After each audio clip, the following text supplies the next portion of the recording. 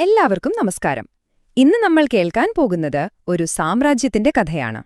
ഇസ്ലാമിക ചരിത്രത്തിലെ ആദ്യത്തെ രാജവംശം. വെറും 90 വർഷം കൊണ്ട് ലോക ചരിത്രത്തിന്റെ തന്നെ ഗതി മാറ്റിയ ഉമയ്യദ് ഭരണകൂടത്തിന്റെ കഥ. അപ്പോ നമുക്ക് തുടങ്ങാം. അപ്പോ നമ്മുടെ മനസ്സിലെ ഏറ്റവും വലിയ ചോദ്യം ഇതാണ്. വെറും 90 വർഷം, അതായത് ഒരു നൂറ്റാണ്ട് പോലും തികയുന്നതിനു മുമ്പ് എങ്ങനെയാണ് ഇത്രയും വലിയൊരു സാമ്രാജ്യം കെട്ടിപ്പടുക്കാൻ അവർക്ക് കഴിഞ്ഞത്? അതിലും പ്രധാനം, എങ്ങനെയാണ് അതെല്ലാം അത്രയും പെട്ടെന്ന് തകർന്നടിഞ്ഞത്? വരൂ, നമുക്കിതിന്റെ ഉത്തരം കണ്ടെത്താം. ഈ അത്ഭുതകരമായ കഥ നമ്മൾ മനസ്സിലാക്കാൻ പോകുന്നത് 4 ഭാഗങ്ങളായിട്ടാണ്. ആദ്യം ഈ പുതിയ ഭരണം എങ്ങനെ തുടങ്ങിയെന്ന് നോക്കാം. പിന്നെ അവർ നേരിട്ട പ്രതിസന്ധികളെയും അതിനെ എങ്ങനെ മറികടന്നുവെന്നും കാണാം.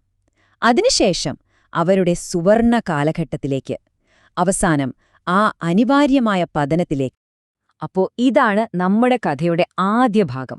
ഇവിടെയാണ് ശരിക്കും എല്ലാം മാറുന്നത്. അതുവരെ യോഗ്യതയുടെ അടിസ്ഥാനത്തിൽ നേതാവിനെ തിരഞ്ഞെടുത്തിരുന്ന ഒരു രീതിയുണ്ടായിരുന്നു. എന്നാൽ അവിടെ നിന്ന് അധികാരം അച്ഛനിൽ നിന്നും മകനിലേക്ക് കൈമാറുന്ന ഒരു പാരമ്പര്യ രാജഭരണത്തിലേക്ക് ഇസ്ലാമിക ലോകം മാറുകയായിരുന്നു. ഇതൊരു ചെറിയ മാറ്റമായിരുന്നില്ല, വളരെ വലിയൊരു മാറ്റം തന്നെയായിരുന്നു. ഈ വലിയ മാറ്റത്തിനു പിന്നിൽ ഒരൊറ്റ മനുഷ്യനായിരുന്നു, മുആവിയ ഒന്നാമൻ.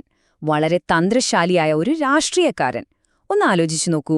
അദ്ദേഹം ആദ്യം ചെയ്തത് ഭരണകേന്ദ്രം മദീനയിൽ നിന്ന് ഡമാസ്കസിലേക്ക് മാറ്റുകയാണ്. കാരണം ഡമാസ്കസ് അദ്ദേഹത്തിന്റെ ശക്തികേന്ദ്രമായിരുന്നു. അതൊരു ബുദ്ധിപരമായ നീക്കമായിരുന്നു. അതുമാത്രമല്ല, ബൈസിന്റൈൻ സാമ്രാജ്യത്തെ നേരിടാൻ ഇസ്ലാമിക ചരിത്രത്തിലെ ആദ്യത്തെ നാവികസേന സ്ഥാപിച്ചതും അദ്ദേഹമാണ്. ശരി, അപ്പം നമ്മുടെ ഈ കഥയിലെ പ്രധാന കഥാപാത്രങ്ങളെ നമുക്കൊന്ന് പെട്ടെന്ന് നോക്കാം. സ്ഥാപകനായ മുആവിയയിൽ നിന്ന് നമ്മൾ തുടങ്ങുന്നു. പിന്നെ യസീദിന്റെ കാലത്ത് കാര്യങ്ങൾ കുറച്ച് സങ്കീർണമാകുന്നു. പിന്നീട് വരുന്ന അബ്ദുൽ മാലിക് സാമ്രാജ്യത്തെ വീണ്ടും കെട്ടിപ്പടുക്കുന്നു. അൽ വലീദ് അവരെ പ്രതാപത്തിന്റെ കൊടുമുടിയിലെത്തിക്കുന്നു. പിന്നെ 750-ൽ എല്ലാം അവസാനിക്കുന്നു. പക്ഷേ മുആവിയ എടുത്ത ഒരൊറ്റ തീരുമാനം, അത് ചരിത്രത്തെ എന്നേക്കുമായി മാറ്റിമറിച്ചു. അദ്ദേഹം തന്റെ സ്വന്തം മകനായ യസീദിനെ അടുത്ത ഭരണാധികാരിയായി നിയമിച്ചു. ഇത് അതുവരെയുണ്ടായിരുന്ന കീഴ്വഴക്കങ്ങൾക്ക് എതിരായിരുന്നു. ജനങ്ങൾക്കത് ഇഷ്ടപ്പെട്ടില്ല. അതൊരു വലിയ കലാപത്തിന് തിരികൊളുത്തി. ആ തീപ്പൊരി ചെന്ന് വീണത് കർബല എന്ന ദുരന്തത്തിലേക്കായിരുന്നു. കർബലയിൽ നടന്നത് ഒരു യുദ്ധമായിരുന്നില്ല, അതൊരു കൂട്ടക്കൊലയായിരുന്നു. പ്രവാചകന്റെ സ്വന്തം പേരുകുട്ടിയായ ഹുസൈൻ ഇബ്ന് അലിയെയും അദ്ദേഹത്തിന്റെ കുടുംബത്തെയും കുറച്ച് അനുയായികളെയും യസീദിന്റെ സൈന്യം അതിക്രൂരമായി കൊലപ്പെടുത്തി. ആ സംഭവം ഇസ്ലാമിക ലോകത്തിന്റെ ഹൃദയത്തിൽ ഇന്നുവരെ ഉണങ്ങാത്തൊരു മുറിവായി മാറി. ഈ ദുരന്തമാണ് ഇസ്ലാമിലെ 2 പ്രധാന വിഭാഗങ്ങളായ സുന്നികളും ഷിയാക്കളും തമ്മിലുള്ള വേർപിരിവിന് ആക്കം കൂട്ടിയത്. ഇതിന്റെ എല്ലാം അടിസ്ഥാനം ഒരൊറ്റ ചോദ്യമാണ്: ആരായിരിക്കണം നേതാവ്? സുന്നികളെ സംബന്ധിച്ചിടത്തോളം അത് സമൂഹത്തിൽ നിന്ന് തെരഞ്ഞെടുക്കപ്പെടുന്ന ഏറ്റവും യോഗ്യനായ വ്യക്തിയായിരിക്കണം. എന്നാൽ ഷിയാ മുസ്ലിങ്ങളെ സംബന്ധിച്ചിടത്തോളം നേതൃത്വം പ്രവാചകന്റെ കുടുംബത്തിൽ തന്നെ നിലനിൽക്കണം. കർബലയ്ക്ക് ശേഷം കാര്യം ആകെ കുഴപ്പത്തിലായി. എല്ലായിടത്തും ആഭ്യന്തര യുദ്ധങ്ങൾ. ഉമയ്യദ് സാമ്രാജ്യം ശരിക്കും തകർച്ചയുടെ വക്കിലായിരുന്നു. എന്നാൽ എല്ലാം അവസാനിച്ചു എന്ന് കരുതിയ സമയത്ത് ഒരു പുതിയ ഭരണാധികാരി വന്ന് എല്ലാം ശരിയാക്കി. ആ വ്യക്തിയായിരുന്നു അബ്ദുൽ മാലിക്. അദ്ദേഹം ആഭ്യന്തര കലഹങ്ങൾക്ക് അറുതി വരുത്തി ചിതറിപ്പോയ സാമ്രാജ്യത്തെ വീണ്ടും ഒരുമിപ്പിച്ചു. ഉമയ്യദ് ഭരണത്തിന് ശക്തമായ ഒരു അടിത്തറ നൽകി. അതുകൊണ്ടാണ് പല ചരിത്രകാരന്മാരും മുആവിയയേക്കാൾ അദ്ദേഹത്തെയാണ് ഈ രാജവംശത്തിന്റെ യഥാർത്ഥ സ്ഥാപകൻ എന്ന് വിളിക്കുന്നത്. അപ്പോ അദ്ദേഹം ഇതെങ്ങനെയാണ് സാധിച്ചത്? ഒരു സാമ്രാജ്യത്തെ എങ്ങനെയാണ് പുനർനിർമ്മിക്കുക? അദ്ദേഹം 3 കാര്യങ്ങൾ ചെയ്തു.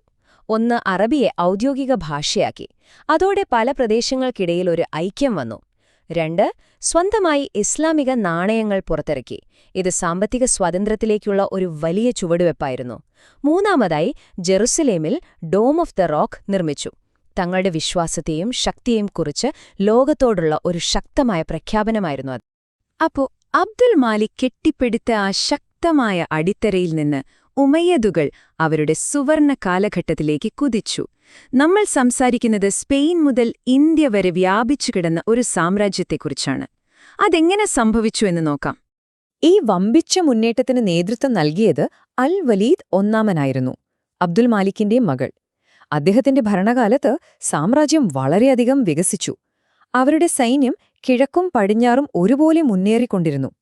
അവരുടെ മുന്നേറ്റത്തിന്റെ വ്യാപ്തി ശരിക്കും അവിശ്വസനീയമായിരുന്നു. പടിഞ്ഞാറ് യൂറോപ്പിലേക്ക് കടന്ന് അവർ സ്പെയിൻ പിടിച്ചെടുത്തു. കിഴക്ക് ഇന്ത്യൻ ഉപഭൂഖണ്ഡത്തിലെത്തി സിന്ധ് കീഴടക്കി. വടക്ക് മധ്യേഷ്യയുടെ ഉൾഭാഗത്തേക്ക് അവർ മുന്നേറി. അതായത് അവരുടെ പതാക ഒരേ സമയം 3 ഭൂഖണ്ഡങ്ങളിൽ പാറിപ്പറക്കുകയായിരുന്നു. ഇത്രയും വലിയൊരു സാമ്രാജ്യത്തിന് ഒരുപാട് പണം ആവശ്യമാണ്, അല്ലേ? ഇതിനെല്ലാം അവർക്ക് എങ്ങനെയാണ് പണം കിട്ടിയത്? അവർക്ക് വളരെ ചിട്ടയായ ഒരു നികുതി സമ്പ്രദായമുണ്ടായിരുന്നു. ഉദാഹരണത്തിന്, അമുസ്ലിംകൾ സംരക്ഷണത്തിനും ഭരണകൂട സേവനങ്ങൾക്കുമായി ജിസ്യ എന്നൊരു നികുതി നൽകിയിരുന്നു. പിന്നെ ഭൂമിക്ക് ഖറാജ് എന്നൊരു നികുതിയും. ഈ വരുമാനമാണ് സാമ്രാജ്യം മുന്നോട്ടു പോകാൻ സഹായിച്ചത്. പക്ഷെ നമ്മൾ പറയില്ലേ, ഏതൊരു കയറ്റത്തിനും ഒരിറക്കമുണ്ടെന്ന്.